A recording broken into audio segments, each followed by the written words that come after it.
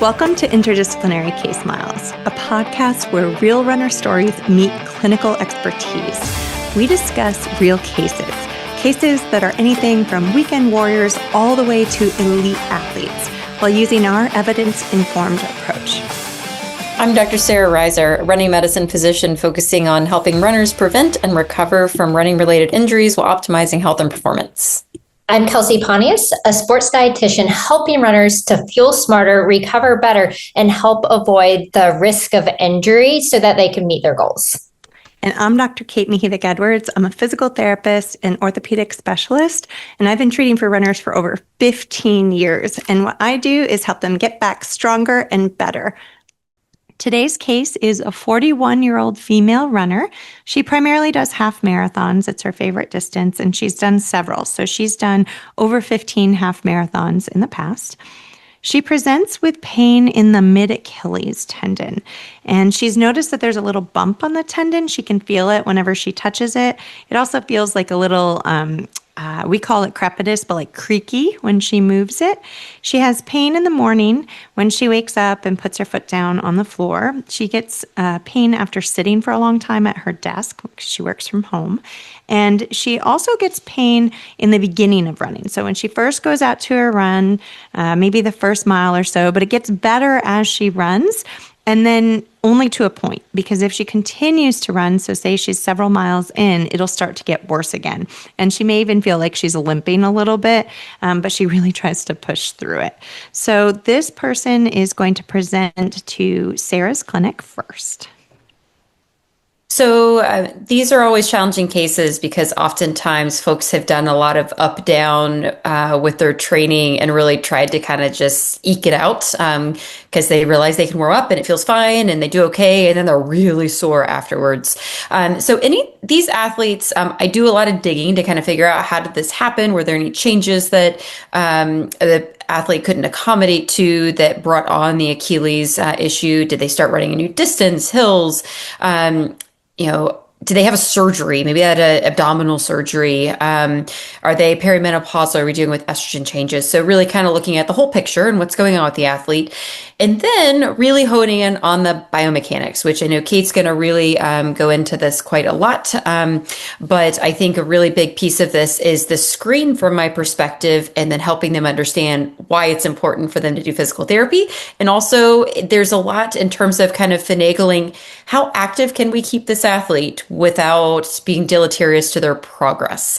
So trying to keep them active and maintaining that runner, doing the thing they love, running, but also keeping them fit and trying to reduce the loading on the tendon. Oftentimes they'll come in and say, oh, well, I've taken all this time off and I just didn't get better. And I'll tell them, well, the rest is only a component of the way that we treat tendons when they're injured. So rest is important. If we keep running them into the ground, sure, they're going to hurt. However, we've got to make sure that we do the physical therapy, the piece of the strength to help stimulate some healing, and then also fixing in the biomechanics that may have brought it on to begin with. And then certainly Kelsey's going to have some important things to say about tendon healing. So there are a lot of things that can happen here too. But my initial role with all of this is really emphasizing why it's so important that we really stick with the PT and the nutritional piece and really try to eke this out from the conservative side. There are procedures that I can do in clinic, but I do not offer them initially unless they're just excruciatingly painful.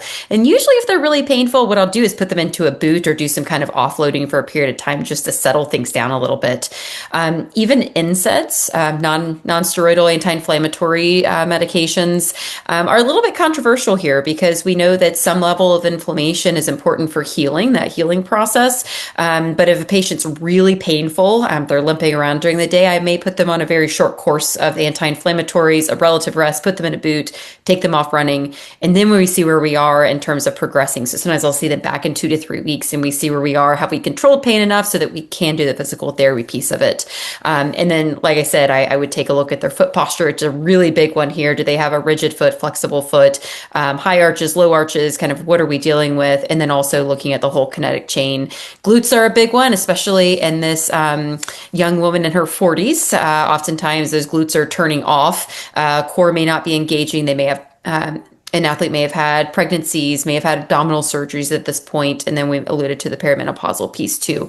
So a lot of things that may be happening more proximally, so more around the core and pelvis. So hopefully I get this athlete over to Kate to do some physical therapy once their pain is better controlled so that they can tolerate it. Awesome. Thanks. So a lot of the things that you are asked about, so training, hormones, shoes, pelvic floor, I will also ask about, just because sometimes the athlete won't really answer one person and they'll answer the other. Sometimes it's really interesting that they don't realize it's a big deal until it's asked multiple times. So I will ask about all of that. And when it comes to an Achilles tendon issue, we really do see it in this age range a lot. So like that 30s to 50s or even 60s is where we'll see it a lot of times. And again, I often see it because of things that are happening more proximally. So how are they stabilizing from their pelvis, and how is their foot hitting the ground? When we think about the Achilles tendon, every time the foot hits the ground and every time that foot goes into pronation, which it has to, pronation is not a dirty word, and all of our feet go into pronation at least a little bit when we push off. That's okay. But what happens with the Achilles tendon is that it gets this little wringing out mechanism. So imagine that tendon is literally like a towel and you're trying to get all that water out. It's a very wet towel, right? That's what happens to the Achilles tendon every time that foot goes into pronation. And if that pronation is not controlled because we have a weak foot or poor stability, or maybe we don't have enough dorsiflexion. So if you don't have enough dorsiflexion, it sends your foot into that pronation a little bit more. And so we have to look at how is that ankle moving from the subtalar joint, the talocrural joint, what does the tib-fib joint look like, and how is that foot getting to the floor? Because how that foot gets to the floor is really important. Is it too fast? Is it not fast enough? Is it not controlled enough? All of those things impact the Achilles tendon and how it's getting wrung out, if you will. So those are things that I'm definitely looking at. And so I also will look at their shoes, because if we have a hot Achilles tendon, I often want my athletes to still run if they can. So my pain scale that I use, and I've talked about this on the podcast before, but with a tendinopathy or a tendon injury, I will allow them to keep running if, say, their pain is somewhere like in a 2-3 to in the beginning, and then during their run, in right after it might go up to somewhere like a 4 or 5. But if in 24 hours that pain is back down to that 2 or 3, I'm okay with them to continue running, because the tendon does need the load. We just might change how it's loaded, and we might change some of the other things. Like I'm definitely going to add eccentric calf raises to this person. I'm probably going to do some blood flow restriction training to improve how that tendon is getting that blood flow. So all of those things are things that I'm thinking about. And when we talk about the shoes, is the shoe actually helping with the control? Is it comfortable? Very, I don't do this often, but I do this when it's really hot, is I might add a heel lift or ask them to get a shoe that has a higher heel to toe ratio, so that so to offload the Achilles a little bit more if it is bothering them, but with the hope that they'll go back to what they were using before if it's comfortable. Again, we're just trying to get them to continue running, continue loading the tendon. And because if we don't let them load the tendon, it's going to get weaker and they'll feel worse. So this is a case where we don't want to shut an athlete down if we don't have to. And that's where, again, plyometrics come into to play as well. I actually had an athlete earlier this week who said they were feeling bad. They had a tendinopathy. They were feeling bad. They continued to run, but as soon as we allowed them to get their speed back and do some short speed work within their running, they immediately started to feel better. And that is often the case when it comes to tendons or tendinopathies. And I can continue to go on this, but I'm going to let Kelsey talk, and then we can come back if there's other things we think we should address. Yeah, I think with this athlete, first I'd want to start with her everyday nutrition. I'd want to delve into her training nutrition too, and I'll tell you why. But her everyday nutrition would be important. Just the order of importance that I always do things when I'm trying to make sure that we're hitting everything we need to hit in a nutrition program that supports training. Number one thing is always energy availability. So if we are in low energy availability, then collagen synthesis can't occur. And how, Kate, you talked about seeing a lot of tendon injuries from from 30 to 50, we know that our body's own collagen production is also starting to slow down. And so especially with low energy availability on top of that, slowing down collagen synthesis, then it's a double whammy. So ruling that out, next, making sure that we're eating enough carbohydrates. That is our body's number one fuel source, enough protein, enough fats to support hormone production and really support that estrogen. Throw back to episode 11 where we talked about our menopausal athlete that we were talking about with the glute med injury. We talked a lot more about on that specific episode about the role of nutrition and hormones and how it's protective of the musculoskeletal system.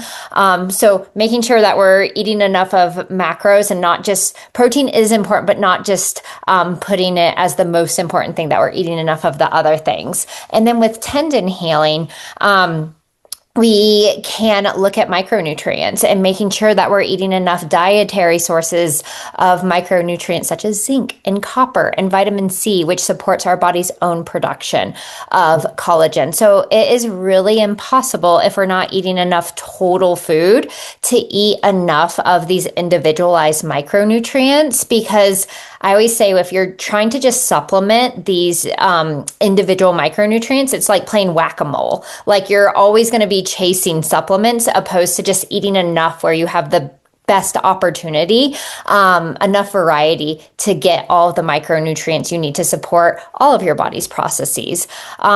Once we're doing that, that's when I start entertaining supplemental collagen.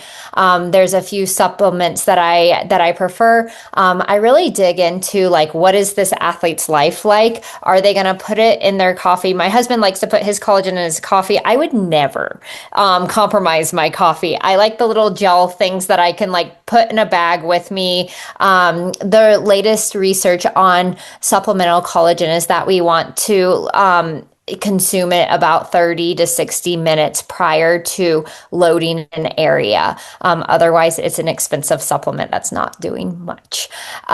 So yeah, I would say that would be what I would look outside of training. And then kind of just to think about what she was training for, a half marathon. And so that means that these longer training runs, that requires during run nutrition.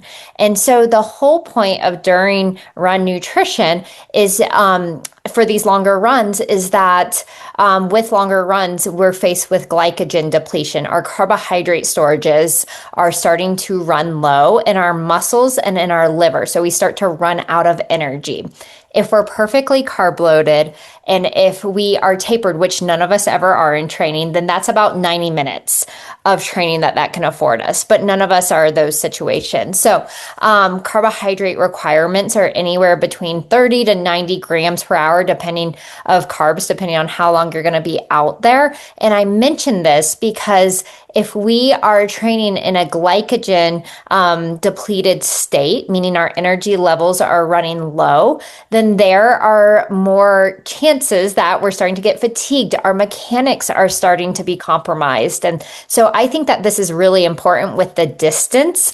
And oftentimes I'll have athletes tell me, well, I take a gel every 5 miles. And I'm like, well, what pace are we running? And when we think about taking just one gel that has 30 grams or 25 grams every 5 miles, and we're running a 9-minute mile, then we're not really falling into the ranges of carbohydrates that we need hourly. That research kind of shows us prevents the glycogen depletion. So that would be really interesting too. Go ahead. One thing I wanted to mention, and I know we've talked about this in prior episodes, but if we're talking about a tendinopathy in this scenario, is the chronic nature of these. And so these didn't happen overnight. This is oftentimes a tendon that's been developing this disorganized pattern over usually years. And then there's either something that kind of tips you over the edge, or you've just hit that critical point and it becomes symptomatic. And like I alluded to before, usually the athlete's trying to kind of moderate it on their own for a while because it has all these ups and downs that they can kind of manage. Like, oh, it actually doesn't hurt today. I'm going to cancel that appointment I made. happens more than once.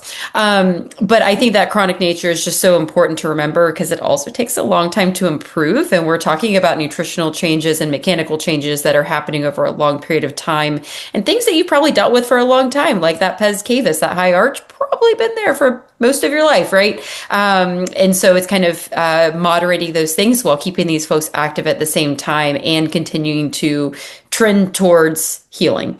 One thing I want to mention too is shockwave therapy. So extracorporeal shockwave therapy is really great for these because we don't have to shut runners down, but it can help with pain control at the very minimum, as well as the potential that we can help stimulate some healing through that process as well. Awesome. I do send a lot of people to Shockwave now, a lot of my athletes with tendon issues. And I also wanted to say, I didn't mention about gait. We're always talking about how we're looking above. So a lot of people who have an Achilles issue and have a hard time with controlling their foot, trying to get it to the ground, also have decreased hip extension. And what's happening is they're using their calf muscles to pull their foot forward, to pull back. And so they're overloading and overusing those soleus muscles, which is only pulling that Achilles tendon even more. So and sometimes it starts with low back pain that turns off the glutes that leads to less hip extension Yeah, so a lot of times it's started in the back and you didn't realize it, even though it's not back pain. And we're doing our patients a disservice not to look at that pelvic complex or that pelvis and the low back complex when they have an Achilles issue. So I almost always treat the spine and the pelvis before I treat the foot and the ankle. And that could be anything from, dry needling to manual therapy to stretching and strength, and then working my way down. That's why I said earlier with the sometimes using the lift or changing the shoes to offload that Achilles a little bit while we're working on everything above that's actually causing the issues down below. So this is a little bit longer term issue, especially because it is chronic, like you said, an opathy, and people just need to be patient, but it's definitely one that we can get through. Kate, do you want to comment on shoe wear? I know you started to comment in terms of the heel lift, which I also use that if folks are having a lot of pain and we're trying to just quiet things down. Yeah, so there's a lot to talk about when it comes to shoes. And how long do we have? I know. I'm just going to try to make it quick. Okay. So we actually, Achilles issues will come up in a lot of different ways. If you have a shoe that is not comfortable, that can drive, usually that's the number one thing. Your shoe has to be comfortable. That can be a big problem. If you are somebody that has never worn carbon plated shoes, now the research doesn't specifically say that carbon plated shoes cause injury. However, there isn't a lot of research that looks at injury in carbon plated shoes or nylon plated shoes or the specific foam. So what we're seeing is most of the research is on performance. So we can't say that the carbon plate, the nylon plate creates injury, but what we can say is that if your body can't respond to the amount of energy that's being stored in that foam, in that performance foam, it's usually the foam more than the plate itself, then you probably are going to end up with something happening in that foot and ankle. And we know that it happens more in those shoes in the lower part of the leg, so more like Achilles, posterior tendinopathy, that kind of thing. So you can't blame the shoes fully, but you can definitely work harder to have good foot mobility and strength and mechanics so you can wear the shoes better. And don't wear those shoes every single day, even though they make you feel really good. I've had them on and I love them too. Believe me, they feel good. You feel amazing. You go faster. And do yourself a service and wear a different kind of shoes sometimes during your training. The other thing is you should switch your shoes. You should have at least 2 different kinds of shoes. Now, everybody who loves to buy running shoes loves it when I say this. People who don't like to spend money don't like it when I say this, but you should have at least 2 different kinds of shoes that you're switching back and forth so that your body can get used to running in different types of shoes and the way that they land and support your body. And then in terms of motion control shoes is not really a thing anymore, but we kind of look at neutral or stability shoes.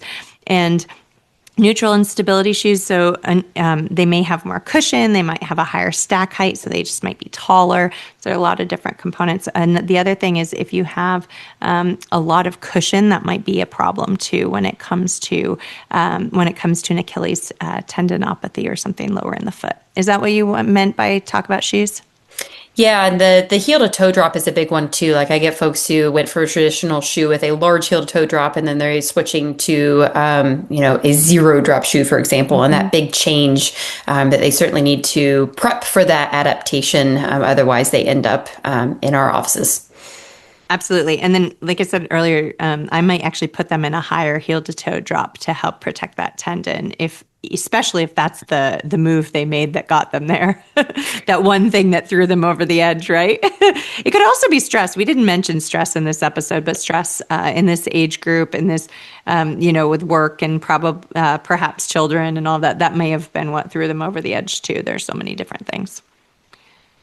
Anything else you guys want to add before we go through we bring it back together, excuse me? I was just so glad you brought up the low back thing. 'Cause I was thinking about that while everyone else was talking. I was like, oh yeah, because I always look at the back. Usually when they come in with a new Achilles issue, I'm like, how's your back? Because that pattern it's rough. Looking for something that kind of tipped it over the edge, and the back can be a big one. And it can be so insidious where it just really takes time for it to develop. And then once those glutes are turning off and you need to kind of reset that neuromuscular control, it takes some time and it could be frustrating. So trying to give folks that understanding that's going to take some time for them to get better. But yeah, I think the proximal piece is just huge. And the neural tension piece too, because you have a lot of times you have to make sure that neural mobility is good as well. Yeah. All right. Well, why don't we each go through? We can start with you, Sara. What's the number one thing you want people to take from this episode? I think the biggest thing is that this takes some time. It takes time to develop and it takes time to get under control, but there are adaptations and ways we can do that. And I think it's always nice with this one that we can keep people relatively active and keep them fit, just reining them in a little bit, because oftentimes doing too much is part of how this happened. So really being, I like to meet with those folks quite often. That way we can have a lot of check-ins and see where we are so we don't get overboard, with 3 months time frames. Awesome. What about you, Kelsey? Yeah, I think I want to highlight that during run nutrition, runners are incredibly tough, incredibly talented people, that it's not about just if you can get through the miles. We know you can probably run 10 plus miles without nutrition, but that's not the point.